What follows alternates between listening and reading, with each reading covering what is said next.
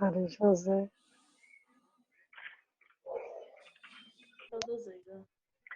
Meus irmãos, então, uma boa noite a todos. Boa noite.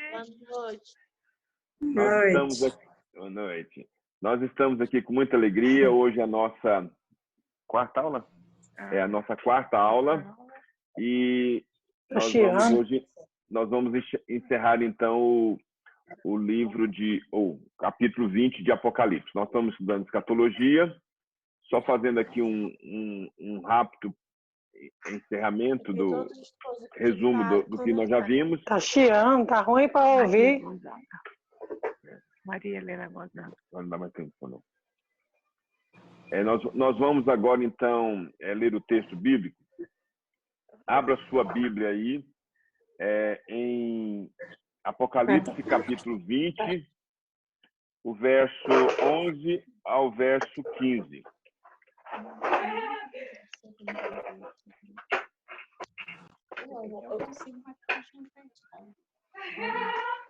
15, 11 ao verso 15. Eu vou desativar todos os microfones para a gente poder ouvir a leitura, tá?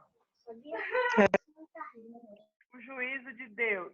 Estão todos ouvindo? Vi um grande trono branco e aquele que nele se assenta, de cuja presença fugiram a terra e o céu, e não se achou lugar para ele. Vi também os mortos, os grandes e os pequenos, postos em pé diante do trono. Então se abriram livros, ainda outro livro. O livro da vida foi aberto, e os mortos foram julgados, segundo as suas obras, conforme o que se achava escrito nos livros. Deu o mar os mortos que nele estavam. A morte e o além entregaram os mortos que nele havia, e foram julgados um por um, segundo as suas obras. Então a morte e o inferno foram lançados para dentro do lago de fogo. Essa é a segunda morte, o lago de fogo. E, se alguém não foi achado inscrito no livro da vida, esse foi lançado para dentro do lago de fogo. Que Deus, então, abençoe a leitura da palavra de Deus. Eu vou ativar todos agora para que a gente faça uma oração. Nós vamos orar nesse instante, pedindo a bênção de Deus sobre as nossas vidas. Quem quiser ativar o seu microfone, ative para esse momento de oração. Eu vou convidar a Catiene que faça essa oração. Ativa o seu microfone aí, Catiene, e ore ao Senhor.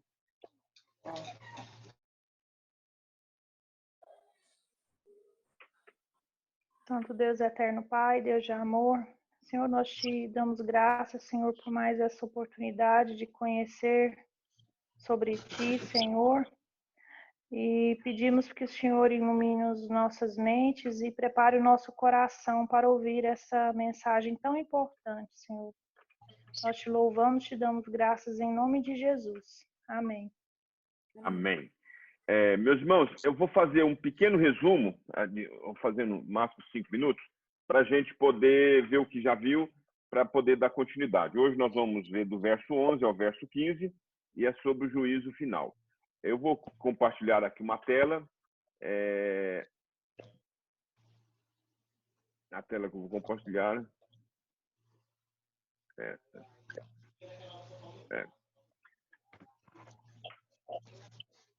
Essa tela que eu estou compartilhando, meus irmãos, os irmãos podem observar aí. Nós temos aqui essa primeira tela. Então, nós vamos ver aqui o que diz o livro do Apocalipse. O livro do Apocalipse, nós falamos para vocês que a interpretação correta que se tem desse texto é o fato de o livro do Apocalipse, ele é interpretado de um paralelismo progressivo, isto é, ele tem 7 sessões, o livro do Apocalipse. A primeira sessão é o conflito na Terra. Não, a primeira sessão é o conflito na Terra. E a segunda sessão é o conflito espiritual. O conflito na terra vai do capítulo 1 até o verso 11. E o conflito espiritual do capítulo 12 ao verso 22. A primeira parte, então, esse paralelismo, ele é dividido em 7 seções. A primeira seção é a Bíblia, a igreja no mundo. Vai do capítulo 1 ao capítulo 3. E são os 7 candeeiros, isto é, as 7 igrejas do Apocalipse. Que ela está no mundo. Os crentes vivos testemunham e pregam o evangelho aqui no mundo.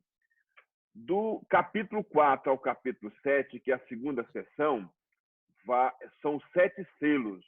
Os 7 selos simbolizam a igreja sofrendo perseguição no mundo. A igreja é perseguida, a igreja do Senhor Jesus Cristo.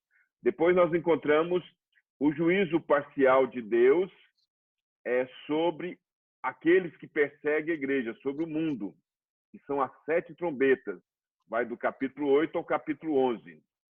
Aí depois nós encontramos, isso é o que acontece na Terra. Agora, no sentido mais profundo e espiritual, as 4 outras seções, que vai dar o dragão, o anticristo, o falso profeta e a Babilônia perseguindo a igreja. É chamado quarteto do mal, que vai do capítulo 12 ao capítulo 14. Então, vai descrever a perseguição. Do capítulo 14 ao capítulo 16, são as 7 taças, que explicam o juízo pleno de Deus sobre os ímpios. E a outra seção vai a queda da grande Babilônia, do anticristo e do falso profeta, que nós encontramos do capítulo 17 ao capítulo 19, que é a queda do mal. E o que nós estamos vendo é o dragão condenado, Cristo e sua igreja vitoriosa, do capítulo 20 ao capítulo 22. Então, eles são paralelismo, todos começam na primeira vinda de Cristo e vai até a segunda vinda. Então, eles começam contando a história e volta, vai e volta, da primeira vinda até a segunda vinda de Cristo. Então, nesse texto, nós encontramos essa divisão, tá? É isso que eu gostaria de compartilhar com os irmãos a respeito dessa verdade. O outro gráfico que eu ainda gostaria de compartilhar com os irmãos é esse gráfico aqui. Esse gráfico aqui. Deixa, mãe. Não é culto, não. Deixa eu desativar aqui o som, porque...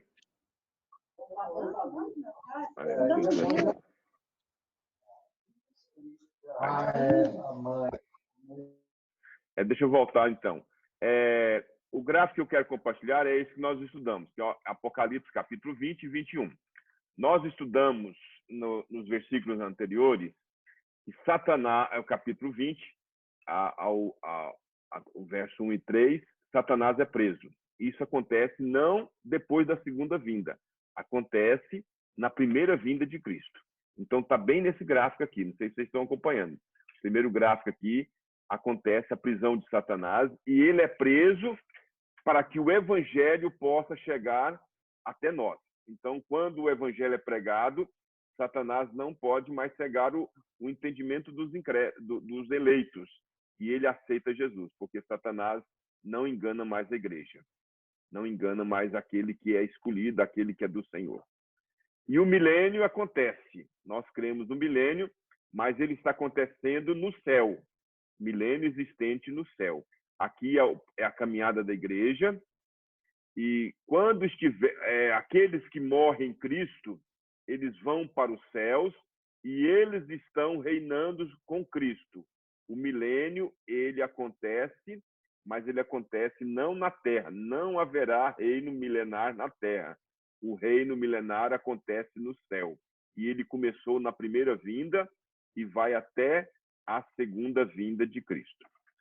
Quando Jesus estiver perto de voltar, perto da segunda vinda e do arrebatamento, acontece o quê? Acontece a manifestação da tribulação e Satanás é solto. onde persegue a igreja de maneira forte. O que nós vamos ver hoje é Jesus vindo, e quando ele vem, os crentes são, quando ele aparece nas nuvens com as almas daqueles que morreram em Cristo, o que vai acontecer primeiro vai ser a ressurreição, tanto dos crentes quanto dos ímpios. E os crentes ressurretos encontrarão as suas almas nas nuvens com Cristo, e ele virá a sua segunda vinda. Então, aí terá a destruição final de tudo, da condenação da Babilônia, do anticristo, do falso profeta, do dragão, serão lançados no lago de fogo. É a segunda vinda de Cristo, é todo esse período aqui que acontece de uma vez só. E aqui o juízo final, que é o que nós vamos ver hoje. Tá? Então, nós vamos agora, então, examinar esse juízo final. O juízo final, os irmãos podem observar nas suas Bíblias, vi grande trono, o trono branco, e aquele que se assenta, de cuja presença fugiram da terra e não se achou lugar para eles.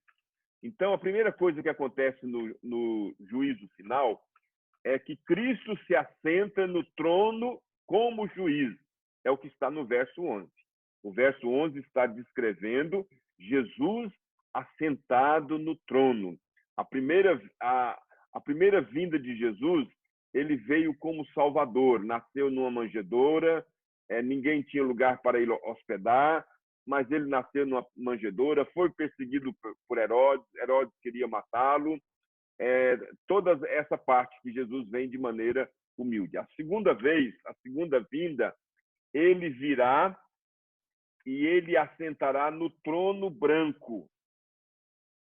Ele que está sentado, e ele vem como juiz. O trono branco fala de santidade, de justiça e de julgamento.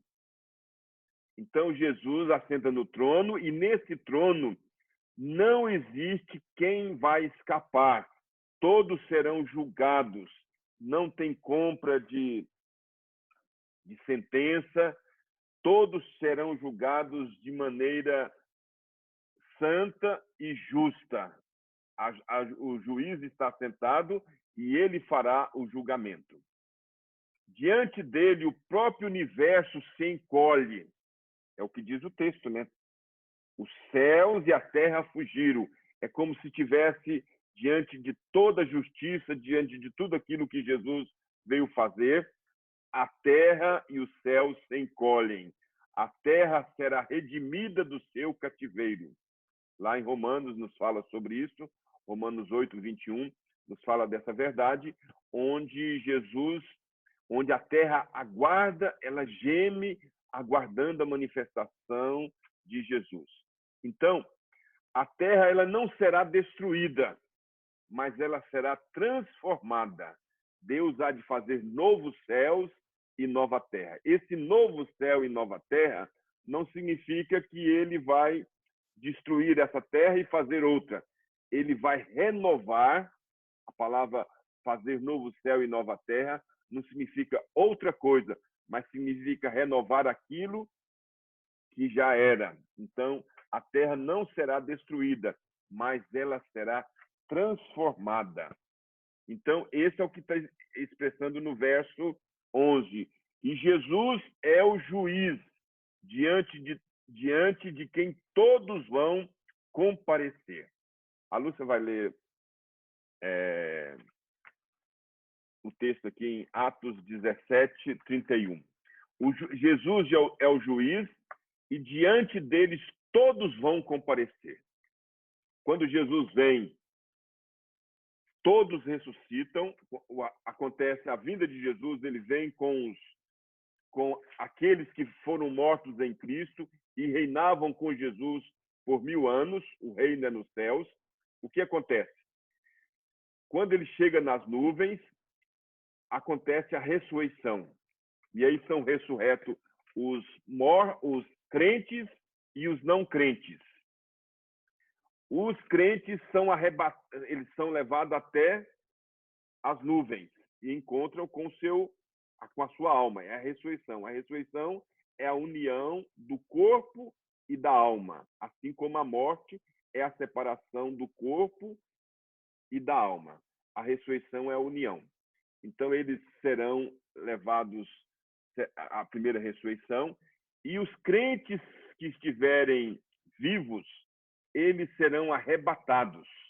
E nesse momento, então, o Senhor Jesus chega e destrói o quarteto do mal, que é a Babilônia, que é o anticristo, que é o falso profeta e que é o dragão. E eles são condenados e jogados no lago de fogo. E aí haverá o juízo final, que é o que nós estamos vendo. A Lúcia vai ver, então, Atos 17, 31. Porquanto estabeleceu um dia em que há de julgar o mundo com justiça, por meio de um varão que destinou e acreditou diante de todos, ressuscitando-o dentre os mortos. Então, veja bem, naquele dia, o dia do juízo, vão estar lá os crentes e os não crentes. Todos, desde Abel até o último que nasceu, eles estarão diante da presença de Deus. Filipenses nos diz que todo joelho há de dobrar, todo joelho no céu, na terra e debaixo da terra, todos vão dobrar os seus joelhos e vão proclamar com a sua boca que Jesus Cristo é o Senhor. Isso acontecerá no juízo final. Aqueles que têm um advogado, que é Jesus, eles estarão livres, ele não tem mais condenação. A palavra de Deus diz, Romanos capítulo 8, verso 1, já nenhuma condenação há para os que estão em Cristo Jesus. Então, aqueles que rejeitaram Jesus como advogado vão ter que comparecer diante dele como juiz. E aí Deus vai trazer todas as obras praticadas pelo homem. E aqueles que não têm a Jesus, eles estão condenados. Eles serão jogados no lago de fogo eternamente, com o seu corpo ressurreto. Mas serão jogados no lago de fogo. Então, esse é o grande juiz. Esse é o grande juízo. É o que diz o verso 11. O verso 12 até o verso 14 vai aqui nos expressar a verdade de que ele viu os mortos, grandes e pequenos, postos diante do trono. Então, os mortos ressuscitam para o julgamento. Quem são esses? Aqui não se trata apenas dos mortos ímpios, daqueles que morreram sem Cristo, mas os mortos de todos, mas todos os mortos de todos os tempos. Não há duas ressurreições.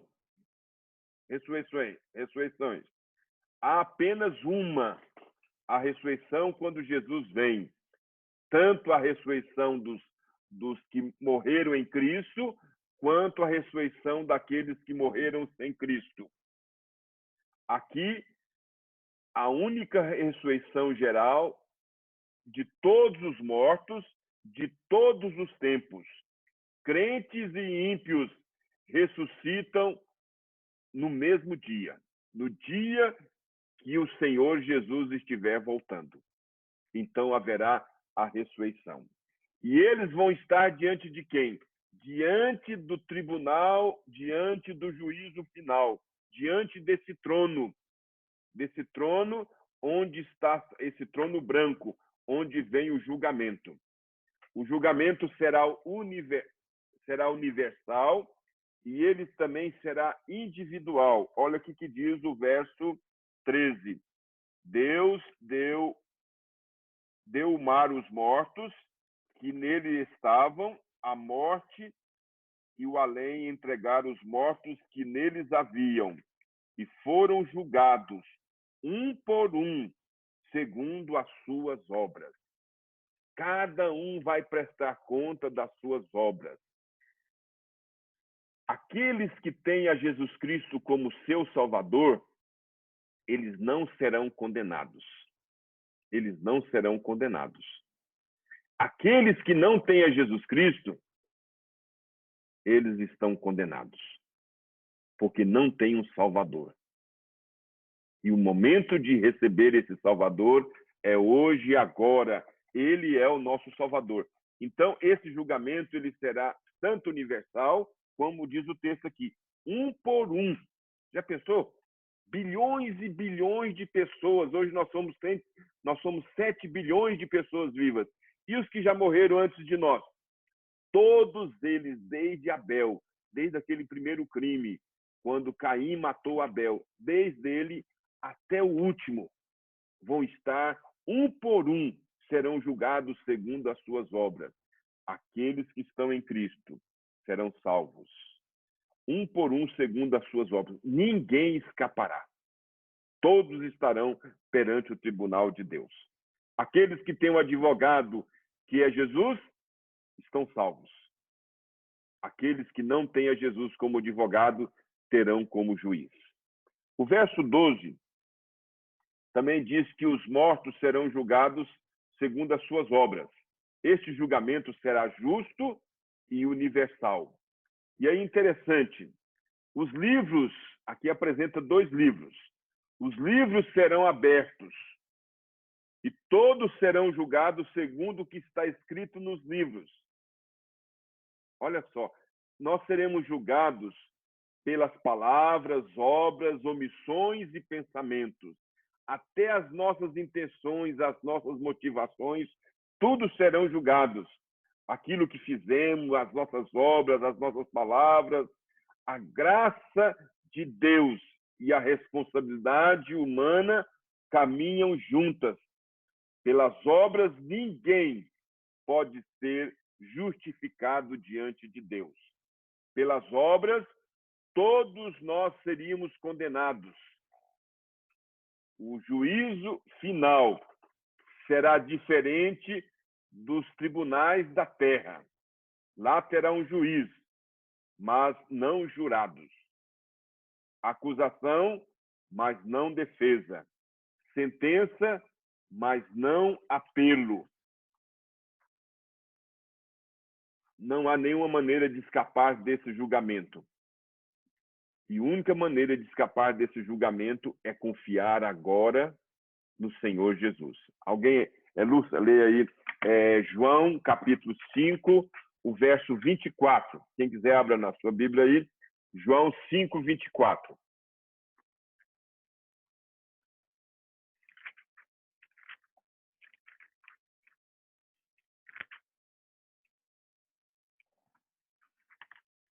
Em verdade vos digo, quem ouve a minha palavra e crê naquele que me enviou, tem a vida eterna.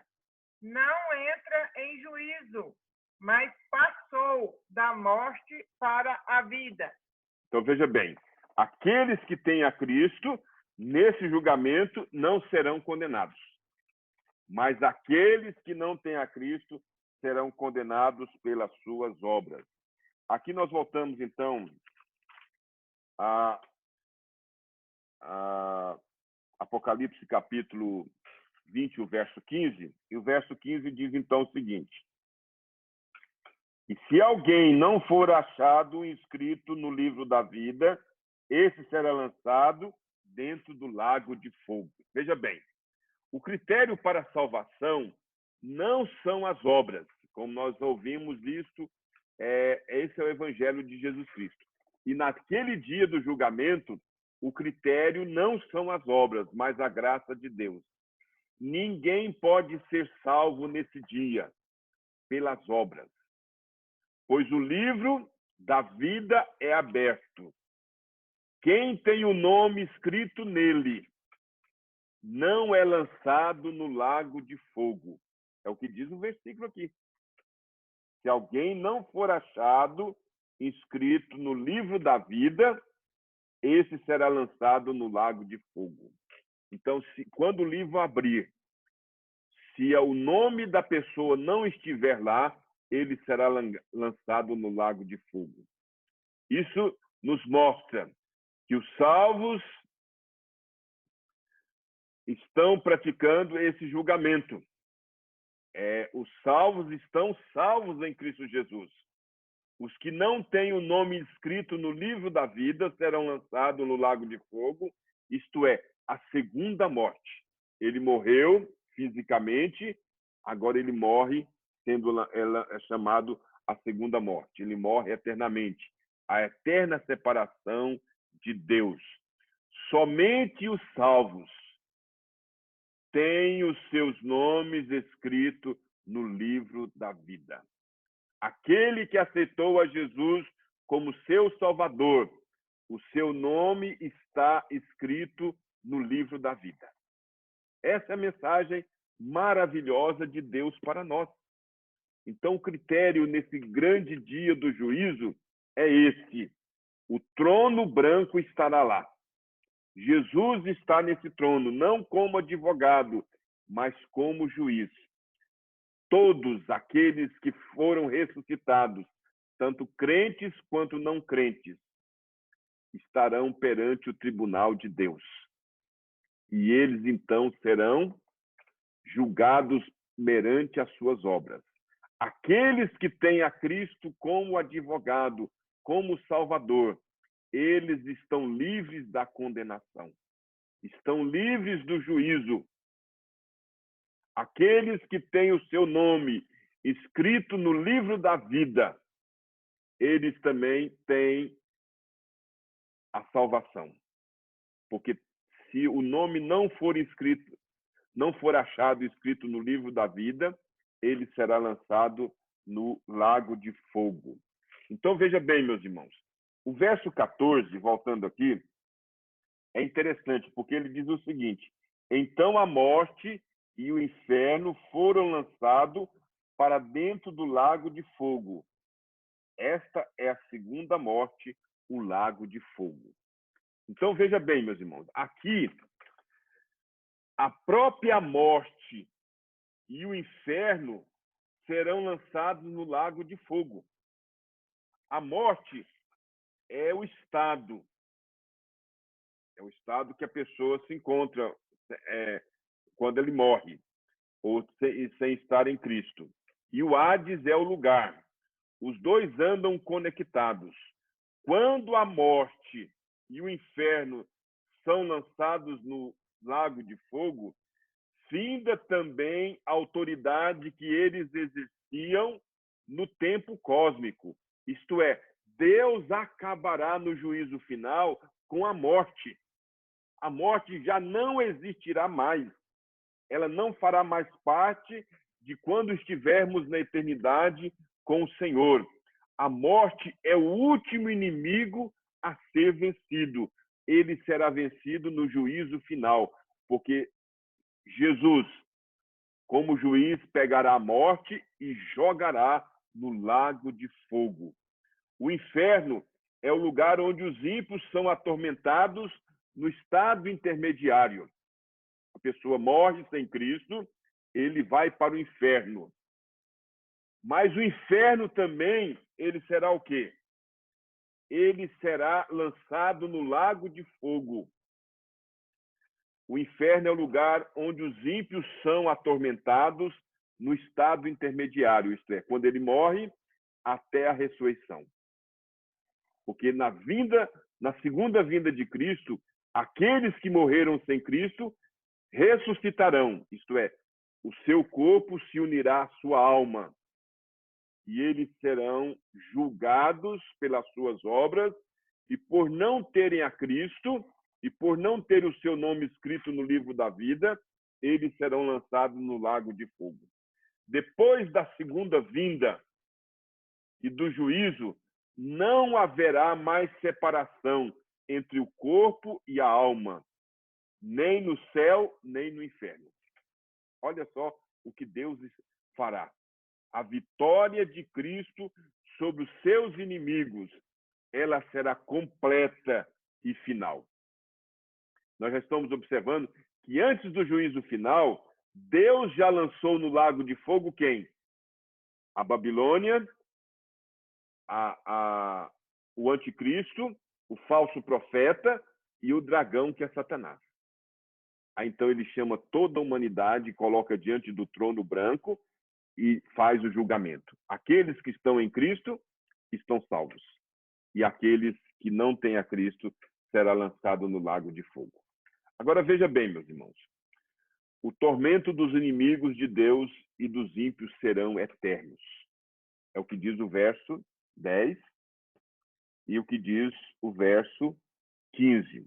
O verso 10 diz o seguinte: o diabo, o sedutor deles, foi lançado para dentro do lago de fogo e enxofre, onde já se encontra não só a besta, como também o falso profeta, e serão atormentados dia e noite pelos séculos dos séculos. Aqui depois ele fala no verso 15: e se alguém não for achado escrito no livro da vida, esse foi lançado para dentro do lago de fogo. A Bíblia não ensina universalismo e nem aniquilarismo. O que significa isso? Universalismo é aqueles que creem que, não, no final, quando Deus for julgar todas as coisas, ele vai acabar salvando todos. Essa é um ensino errado que existe hoje em muitos lugares, até em muitas igrejas, mas que creem que Deus no final vai salvar a todos, até mesmo aqueles que zombaram, negaram, aqueles que não aceitaram Jesus. E nem também aniquilanismo. Ele diz que não, somente os crentes serão salvos e aqueles que não foram salvos ele vai aniquilar, vai eliminar. Não, mas antes ele fala de penalizações eternas. O sofrimento dos ímpios no lago de fogo é indescritível, como relata lá em Lucas, capítulo 14. O lago de fogo é um estado e lugar. Enquanto os salvos têm os seus nomes escritos no livro da vida, os ímpios são lançados no lago de fogo. Então, só para nós fazer um comentário aqui, antes de nós entrarmos no outro assunto, que é o arrebatamento, você está preparado para o dia do juízo? De que lado você estará naquele tremendo dia? Somente Jesus. Somente o sangue dele e somente aqueles que estão debaixo do sangue do Cordeiro estão livres do peso e da condenação dos seus pecados. Quem chegar no grande dia, no juízo final, com Jesus, ele não será condenado. Ele está livre do julgamento, ele está livre do juízo. Então, hoje, agora, é o momento, é o dia oportuno da nossa salvação. Que Deus possa derramar sobre nós a graça dele. Eu gostaria de, antes de nós entrarmos no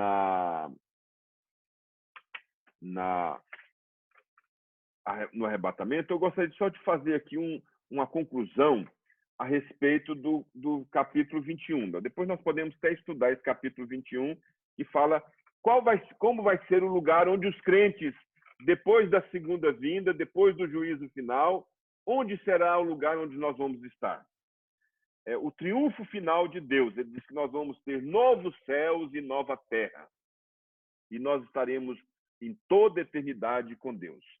Chegamos ao tema final e mais belo. Há uma linda conexão entre o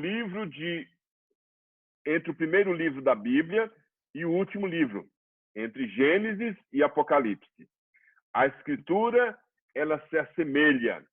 Achamos a semente em Gênesis, o crescimento da planta dos livros se seguem, e no Apocalipse nós vemos o pleno desenvolvimento. Observemos a comparação. Em Gênesis, conta que Deus criou os céus e a terra. No Apocalipse, descreve novo céu e nova terra. Em Gênesis, os luminares são chamados à existência, que é o sol, a lua e as estrelas. No Apocalipse, nós lemos: a cidade não precisa do sol, nem da lua, para lhe dar a claridade, pois a glória de Deus a iluminou, e o Cordeiro é a sua lâmpada. Capítulo 21. Em Gênesis, descreve a astúcia e o poder do diabo. Apocalipse conta que o diabo foi preso e lançado no lago de fogo que arde com fogo e enxofre. Gênesis relata a cena infeliz do homem fugindo de Deus, escondendo da presença do Deus Todo-Poderoso.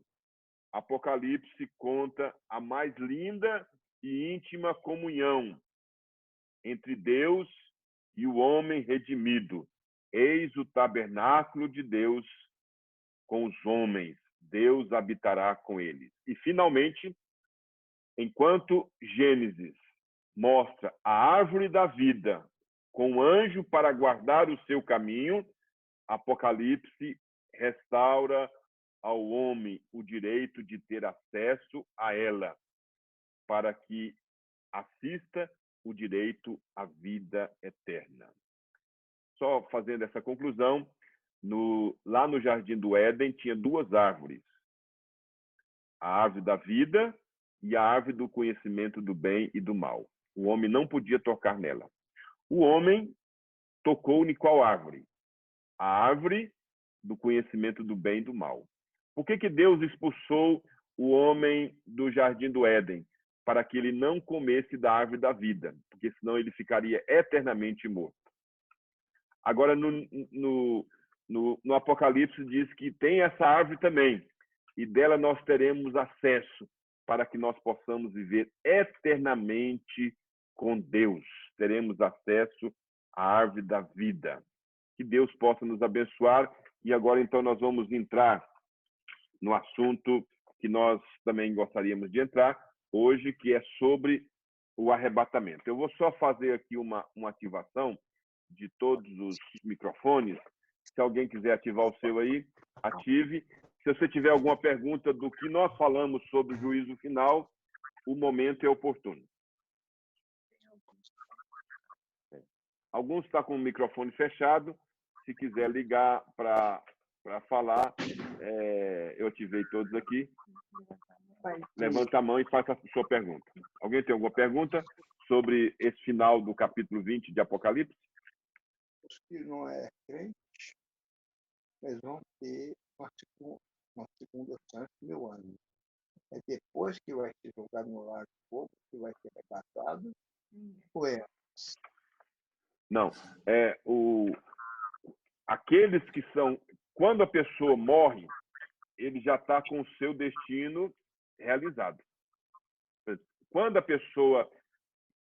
uma pessoa é crente, ele morre, o corpo é enterrado lá no cemitério, mas a alma dele vai para os céus e ele reina com Cristo por 1000 anos. Esses 1000 anos simboliza o reinado de Cristo desde a primeira vinda até a segunda vinda. Aqueles que morreram sem Cristo, eles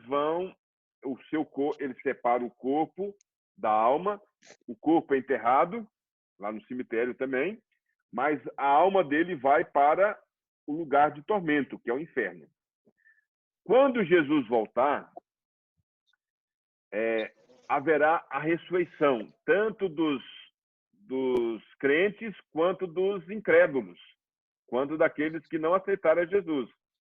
Aqueles que aceitaram a Jesus serão ressuscitados para a salvação, e aqueles que recusaram a Jesus, eles serão ressuscitados para a morte. Então, o milênio, ele está acontecendo agora, nos céus, com os crentes e Cristo. É o que nós vimos nesse capítulo de Apocalipse. O único texto da Bíblia que fala sobre milênio é o livro do Apocalipse. Ele fala por 6 vezes sobre 1000 anos. E esses 1000 anos eles são simbólicos. E ele está acontecendo não aqui na Terra. Mesmo que ele fosse literal, ele não aconteceria na Terra. Ele acontece no céu. Tá? Então, depois da pessoa morta, a única coisa que lhe reserva é o juízo, como diz o livro de Hebreus. Depois da morte, a próxima coisa é o juízo. É o que acontece. Ele ressuscita e logo vem o juízo. Tá? Eu vou só mostrar um gráfico para os irmãos para nós concluirmos. Esse gráfico aqui diz, ó, ele vem nessa parte aqui, a segunda vinda, e a pessoa, os crentes em Cristo são, os mortos em Cristo vão às nuvens, e os crentes vivos encontrarão com Jesus nos ares. Aí será a destruição da terra, onde Deus estará fazendo novos céus e nova terra. Tudo que existe nessa terra será destruído para um novo céu e uma nova terra. Aí vem o juízo branco. Nessa destruição aqui, o dragão, a Babilônia, a besta, o anticristo, o falso profeta, eles são lançados no lago de fogo. Como assim também aqueles que não têm o seu nome escrito no livro da vida. A partir disso, depois do julgamento, aqueles que são lançados no lago de fogo e nós somos levados para a eternidade, onde terá novos céus e nova terra. Entenderam? Então, agora nós vamos ver, meus irmãos, ainda dá tempo, nós vamos ver agora sobre o arrebatamento. Abra a sua Bíblia em 1 Tessalonicenses, capítulo 4, o verso 13 a 18. A Lúcia vai ler em voz alta aqui. Chega mais perto. 1 Tessalonicenses 4, 13 a 18. Leia. A situação dos mortos em Cristo e a vinda do Senhor. Não queremos, porém, irmãos, que sejais ignorantes com respeito aos que dormem, para não vos entristecerdes como os demais, que não têm esperança. Pois, se cremos que Jesus morreu e ressuscitou, assim também Deus, mediante Jesus, trará em sua companhia os que dormem. Ora, ainda vos declaramos, por palavra do Senhor, isto: nós, os vivos, os que ficarmos até a vinda do Senhor, de modo algum precederemos os que dormem. Porquanto o Senhor mesmo, dada a sua palavra de ordem, ouvida a voz do arcanjo e ressoada a trombeta de Deus, descerá dos céus, e os mortos em Cristo ressuscitarão primeiro.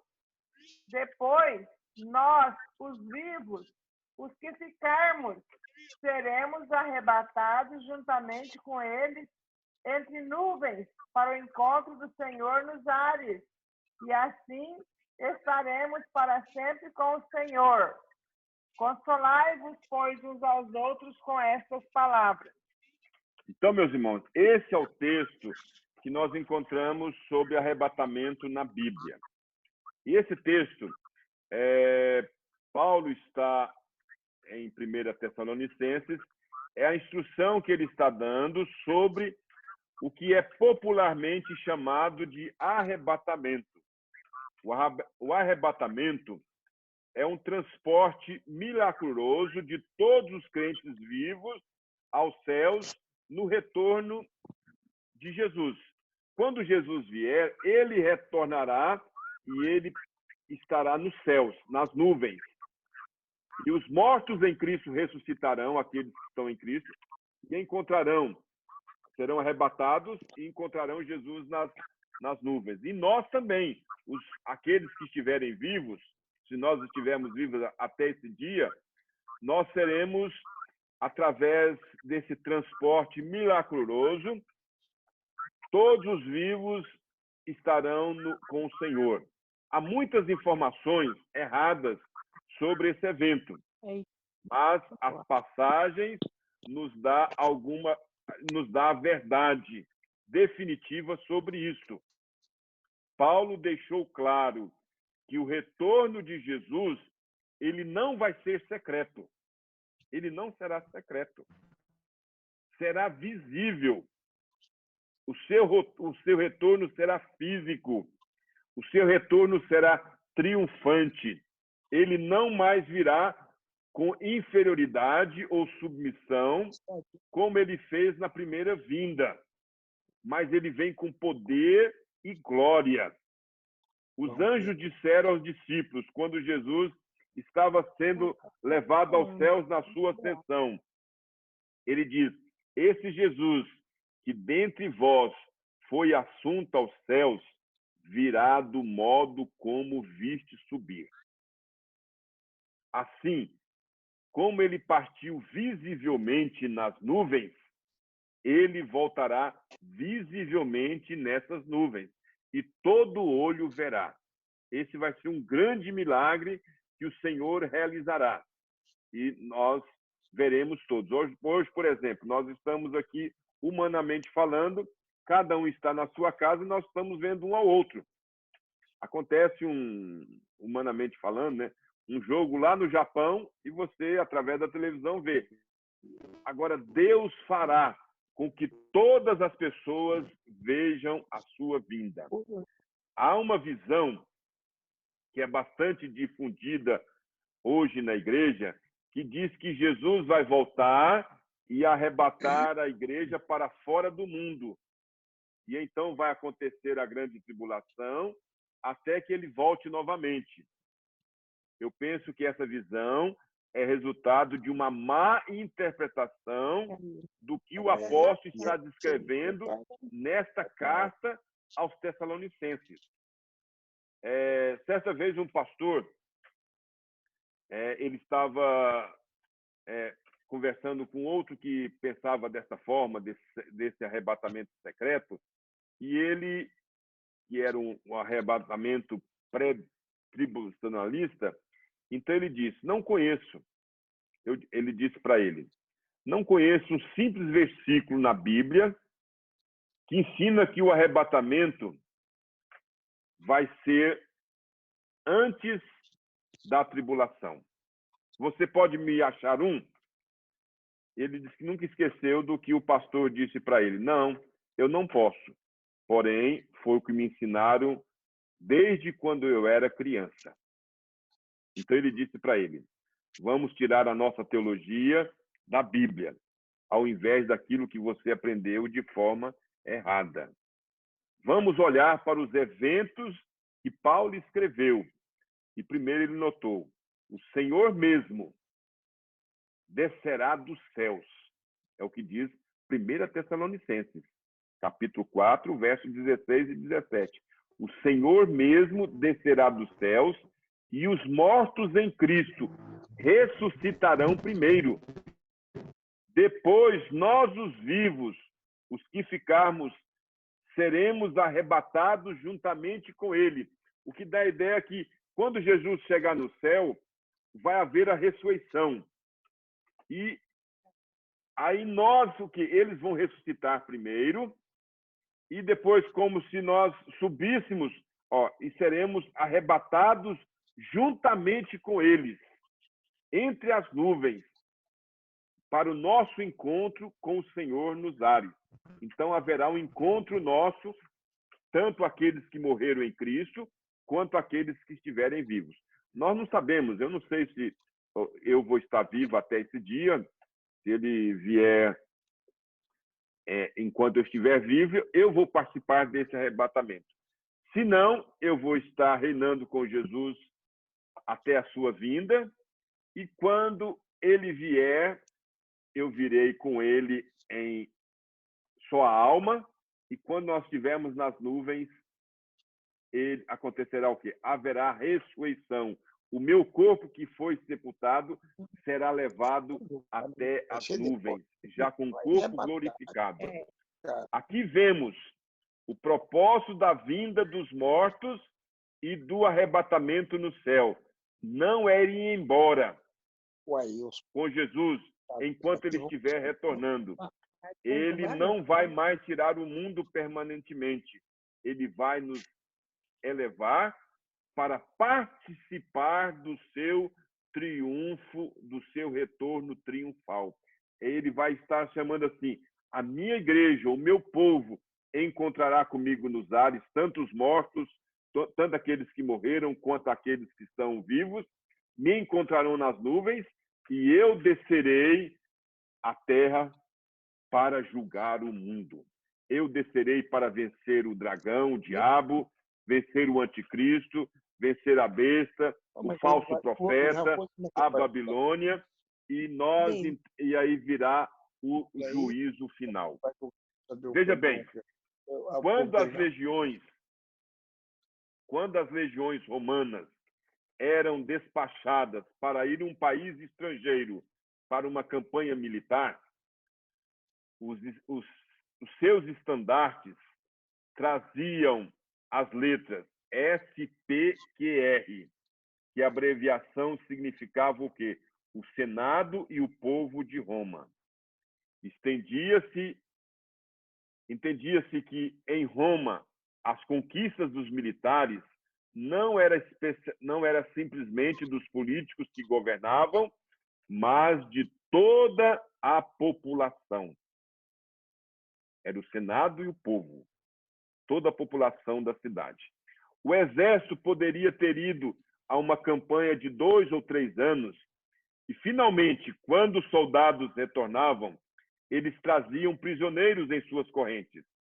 Eles acampavam fora da cidade, eles não entravam em Roma, eles ficavam fora da cidade e eles enviavam um mensageiro para alertar o Senado e o povo que as legiões haviam retornado.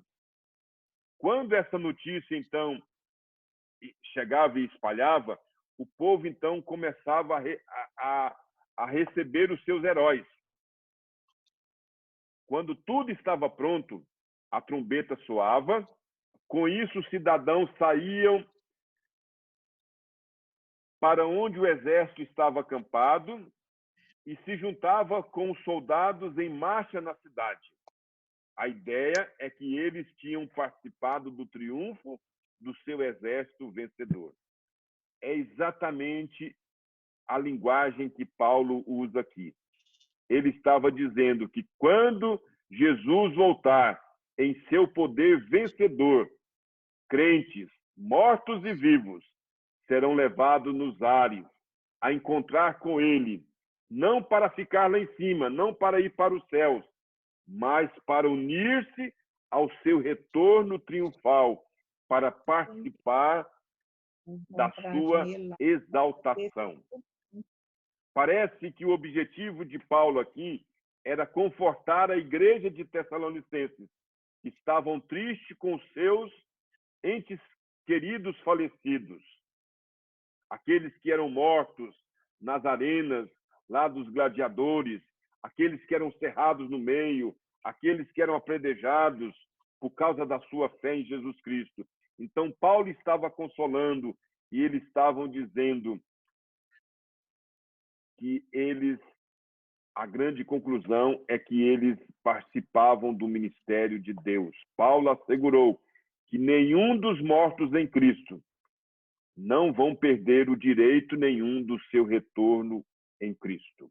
Na verdade, eles estarão primeiro. Aqueles que morrerem em Cristo estarão primeiro com Cristo. Os mortos vão ressurgir primeiro. E aqueles que continuarem vivos e são de Cristo vão ser arrebatados juntamente com toda essa congregação para vir à terra com o triunfo da volta de Cristo. Eu vou mostrar aqui um gráfico para os irmãos de tudo isso que nós estamos falando. Existe um texto em Mateus que fala assim: um será tomado, dois estarão no campo, um será tomado, outro será deixado.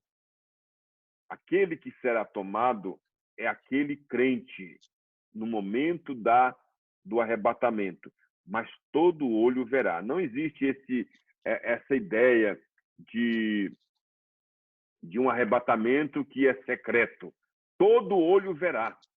Todo olho verá. Quando a pessoa for arrebatado, o ímpio que estiver ao lado dele verá o seu arrebatamento. Porque naquele mesmo instante, o Senhor Jesus Cristo voltará. Então, o gráfico que eu gostaria de mostrar para vocês é este.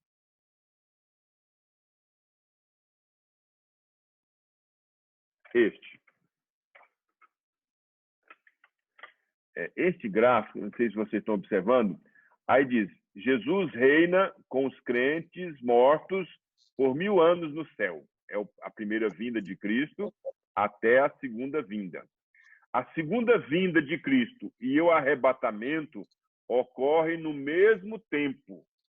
Essa é um ensino que o livro de Tessalonicenses está nos dando. Ele acontece no mesmo tempo. A igreja, ela participará da grande tribulação. Já estamos sendo atribulados. A igreja, desde o seu início, ela vem sendo perseguida. Perseguida pelo mundo, pelo diabo. Apesar dele estar preso, ele ainda persegue a igreja e tem os seus agentes, que é o anticristo, que é o falso profeta, que é a Babilônia e a besta. Eles perseguem a igreja. Agora, quando o diabo for solto, a perseguição será mais forte. Aqui, então, quando Jesus voltar, nós encontraremos com ele nos ares, tanto os mortos em Cristo, quanto os que estiverem vivos. A segunda vinda de Cristo, quando ele virá para destruir o ímpio, na segunda vinda de Cristo. Cristo desce à terra com todos os santos arrebatados, tanto os que morreram quanto os que estavam vivos. Então, a segunda vinda de Cristo, ela acontece com esses eventos. Jesus vem nas nuvens com as almas dos crentes que reinaram com ele os 1000 anos nos céus.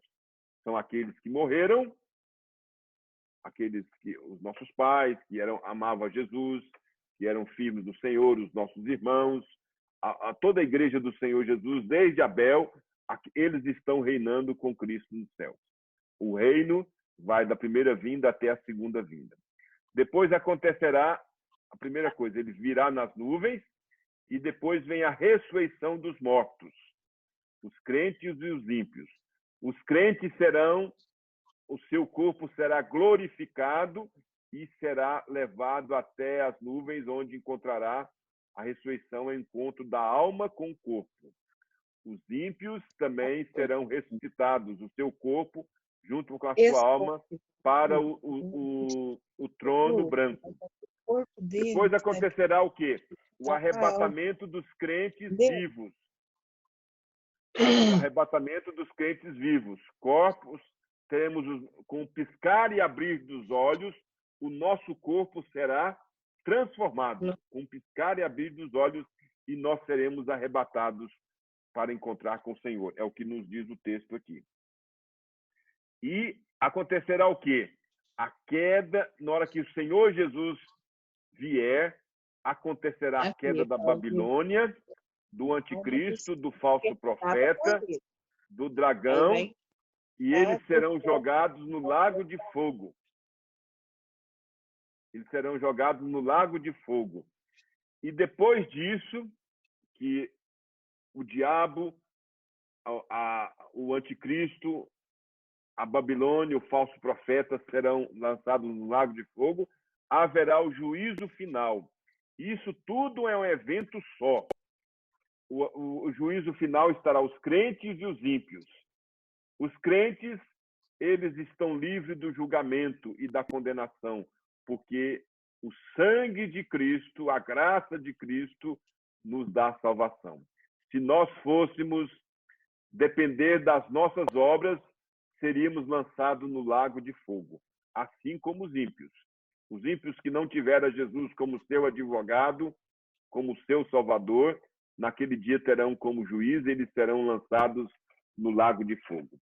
E depois disso haverá, então, o que há no capítulo 22 e no capítulo 21 e 22 de Apocalipse, o novo céu e a nova terra, a eternidade. Então, em resumo, é isso que nós estamos apresentando. Eu gostaria de agora interromper aqui, ativar o microfone de todos. Quem não ativar o seu telefone aí, pode ativar manualmente. E eu gostaria de saber se alguém tem alguma pergunta do estudo de hoje. Pode falar, Alex. Ô, pastor, boa noite.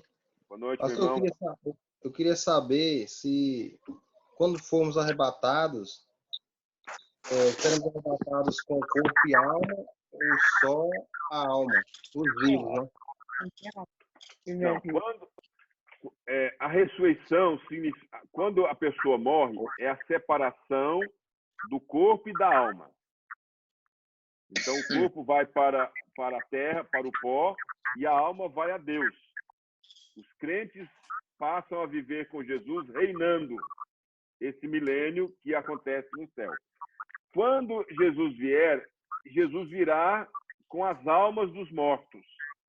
Quando ele estiver nas nuvens, acontecerá a primeira ressurreição. A segunda ressurreição, que é a ressurreição daqueles crentes que estavam mortos, e o seu corpo será arrebatado, e ele, então, encontrará com Jesus já de corpo e alma. O arrebatamento é o corpo e alma daqueles que morreram.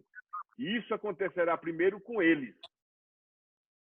E depois, nós, os que estivermos vivos, subiremos com o nosso corpo e alma, já o corpo glorificado, e nós seremos com o nosso corpo e alma, seremos arrebatados até as nuvens. Quando todos estiverem nas nuvens, Jesus e os milhões e bilhões de crentes, desde Abel até o último crente, com o seu corpo glorificado, tenha ele morrido ou não, e também com a sua alma, então desceremos a terra, a vinda de Jesus, ele descerá a terra com os crentes. E depois disso, ele destruirá o dragão, o anticristo, o falso profeta e a Babilônia. Ele condenará, jogará no lago de fogo, e ele terá o juízo final, o trono branco, que julgará todas as pessoas com as suas obras. E todos que dependerem de suas obras serão condenados. Agora, aqueles que aceitaram Jesus estão salvos, aqueles que têm o nome escrito no livro da vida. Entendeu? Então, Entendi, é o corpo pastor. e alma que seremos arrebatados. Entendi. Será um evento que todos vão ver. Alguém mais tem alguma pergunta? Pastor, Pode falar, minha irmã. Rubiana. Pode falar, minha irmã.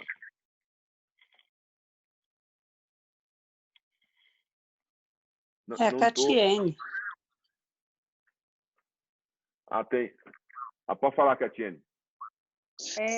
Como o senhor já passou para nós aí naquele gráfico e falou algumas vezes, nós já estamos vivendo nesse período da tribulação, da grande tribulação, certo? Não, eu acho que nós estamos vivendo a tribulação, ela acontece em toda a história da igreja cristã. É verdade que quando o Satanás for solto, o diabo for solto, ele está preso. E ele não pode impedir o avanço da igreja. Ele não pode impedir que um eleito aceite a Jesus. Quando o evangelho é pregado, agora, mas mesmo assim, mesmo ele estando preso, não significa que ele está inativo. Ele persegue a igreja através dos seus agentes, através do mundo, através do anticristo, através do falso profeta, através da Babilônia. E a igreja é perseguida.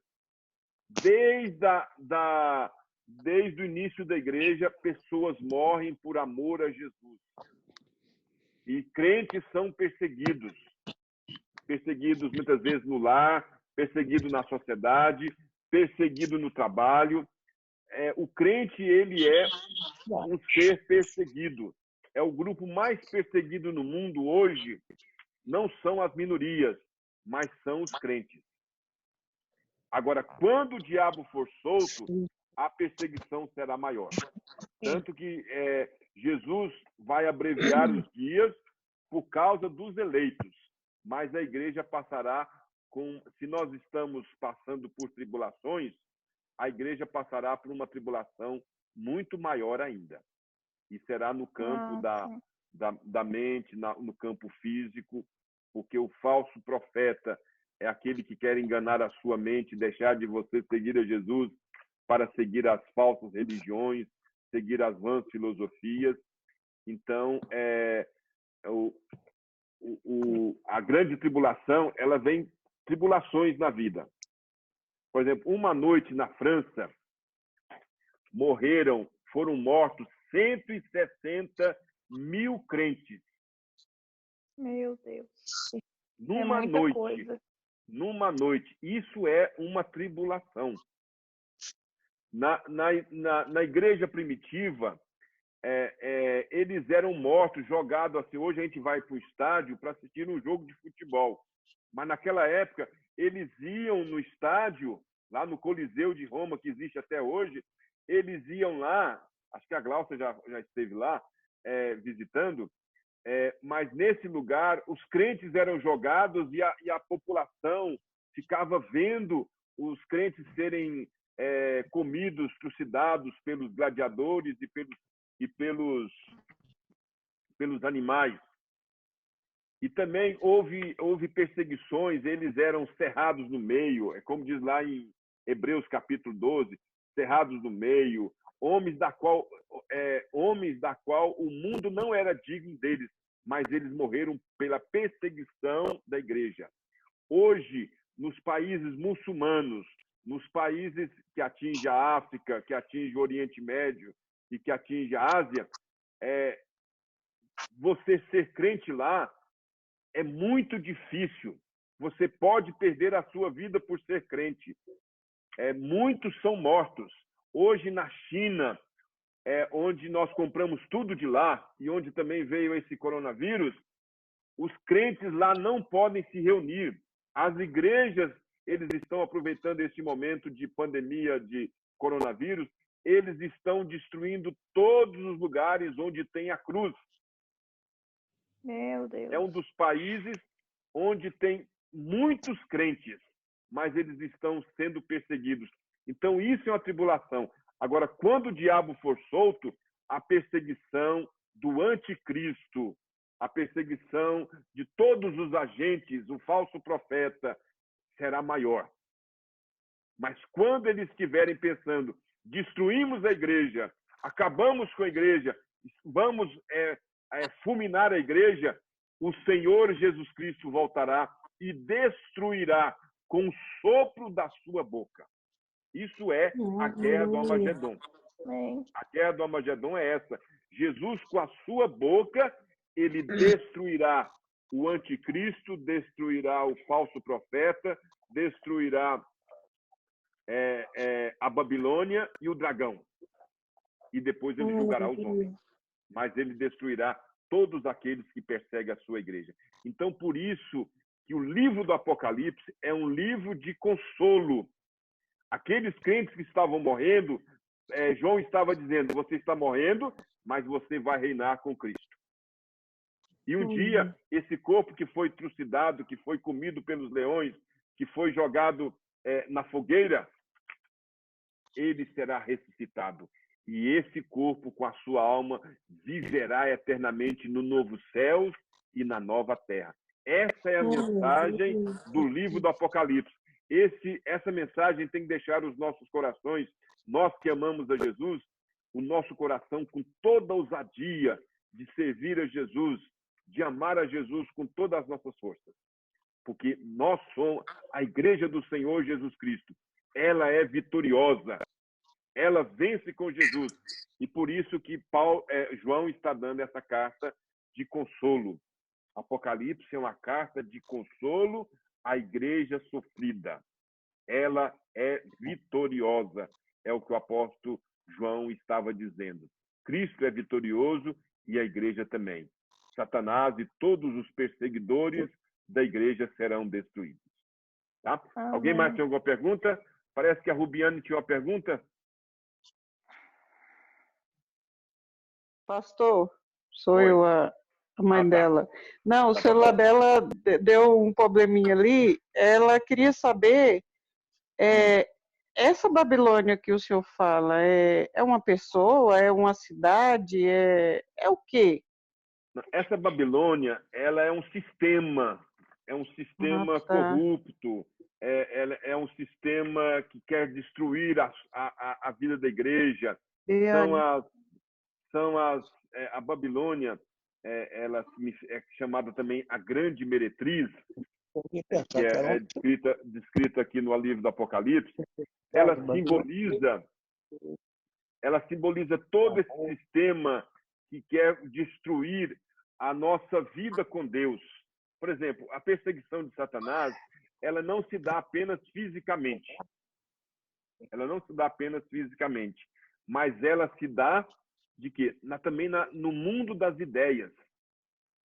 Por exemplo, o falso profeta, a besta e a Babilônia, ela simboliza o sistema mundial, político, religioso, são as falsas religiões. Por exemplo, hoje eles pregam que não, todas as religiões levam a Deus.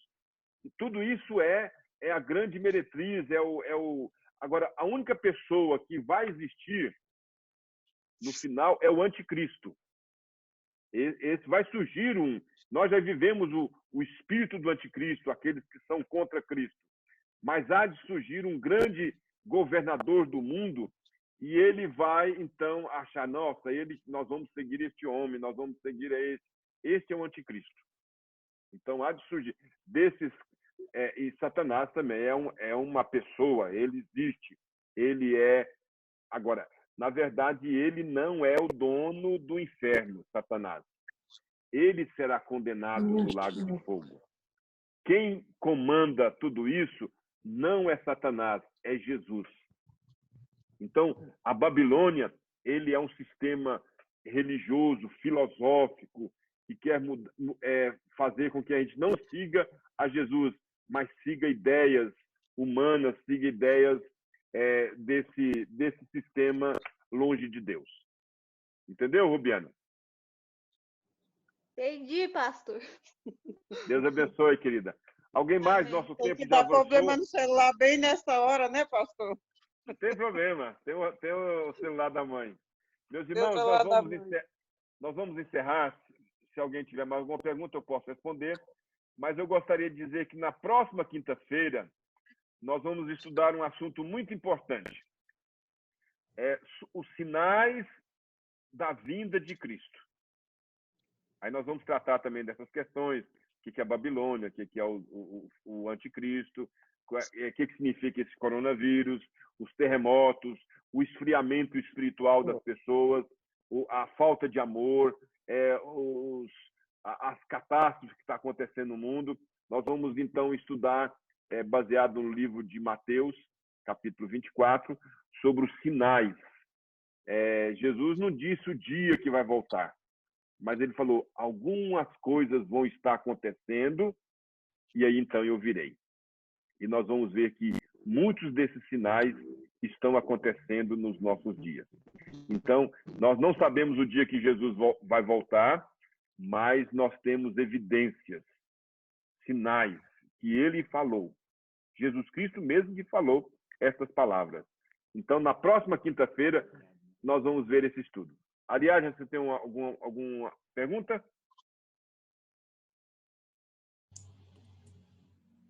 Não estou ouvindo.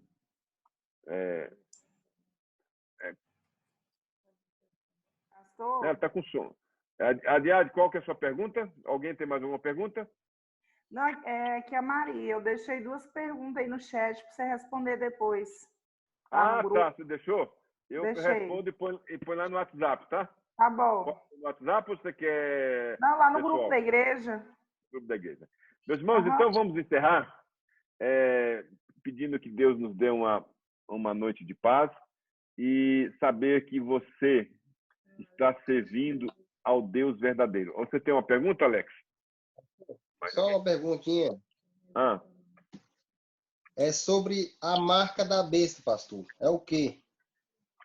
A marca da besta, como nós temos falado, o livro do Apocalipse, ele é um livro simbólico. Muitos falam 666, é um chip, é isso aqui.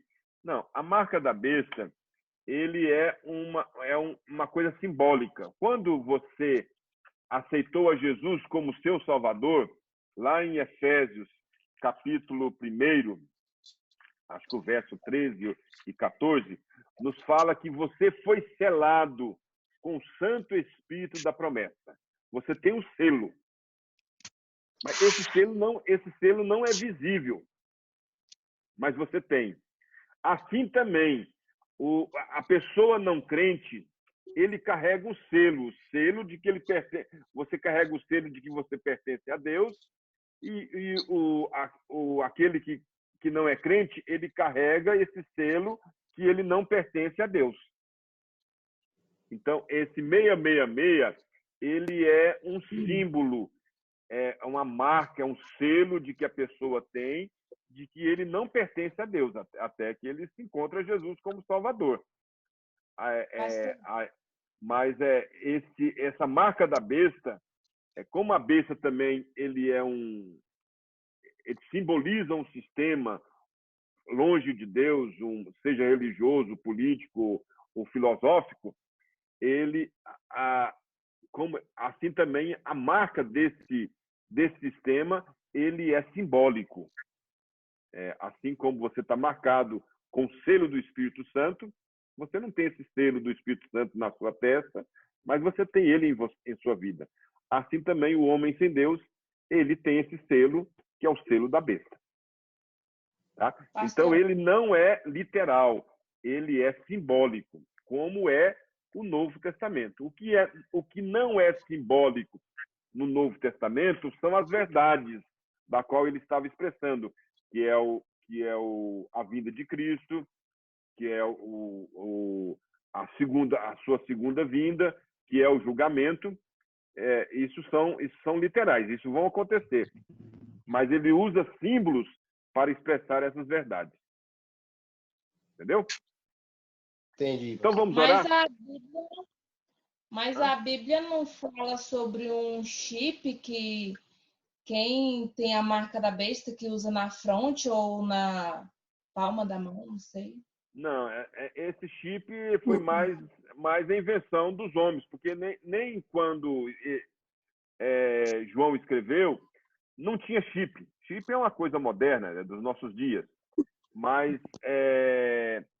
quando João escreveu, esse 66 não é que a pessoa vai receber na sua testa 666 ou no seu braço a palavra 666.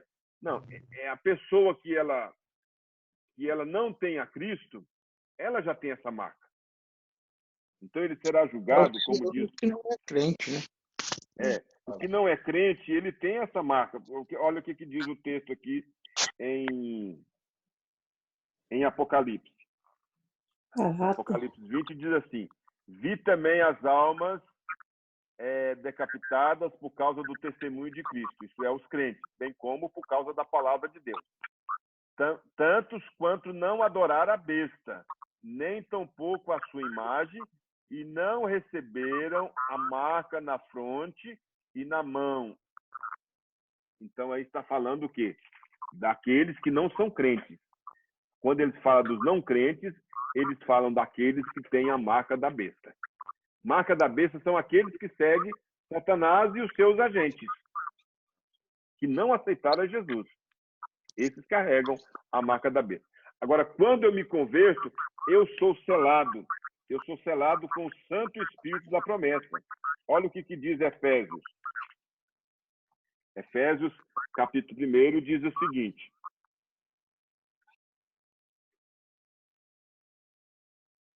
em quem também vós, depois de ouvistes a palavra da verdade, o evangelho da vossa salvação, tendo também nele crido, fostes selados com o Santo Espírito da promessa. Então, tanto aquele que tem a Cristo tem o selo, quanto aquele que não tem. Aquele que não tem, ele carrega o selo, que é simbolismo, 666. E o que tem a Cristo carrega o selo do Espírito Santo. Tá? Então, tem muitos ensinos que a gente encontra na internet, mas que não expressa a verdade que está na palavra de Deus. Tá? Então, que Deus abençoe você. Até a próxima quinta-feira. Quem quiser participar amanhã da reunião, 8 horas da noite, nós vamos estar no Facebook. E muito obrigado pela sua presença hoje. Que Deus abençoe a sua vida e que Deus esteja ao seu lado. Vamos orar. Pai amado, eu te louvo porque aqueles que estão em Cristo não têm mais nenhuma condenação. E, ó Deus, nós te louvamos porque a igreja do Senhor Jesus Cristo é vitoriosa. Aquelas milhares e milhares de pessoas que morreram por amor a Jesus, por causa da sua fé, estão reinando com Cristo. Aqueles que viveram a sua vida aqui na terra e morreram com o Senhor, estão na tua presença, reinando contigo. Te louvamos, ó Deus, que quando o Senhor voltar, se nós estivermos vivos, nós seremos transformados num piscar e abrir de olhos, e encontraremos com o Senhor nos ares, e reinaremos com o Senhor por toda a eternidade. Ó Deus, te louvamos, porque o meu nome, o nome de cada irmão que está aqui, está escrito no livro da vida. E por causa do sangue do Cordeiro, estamos livres da condenação. Que possamos, ó Deus, amar ao Senhor de todo o nosso coração, com toda a nossa força, porque Ele é o nosso Salvador.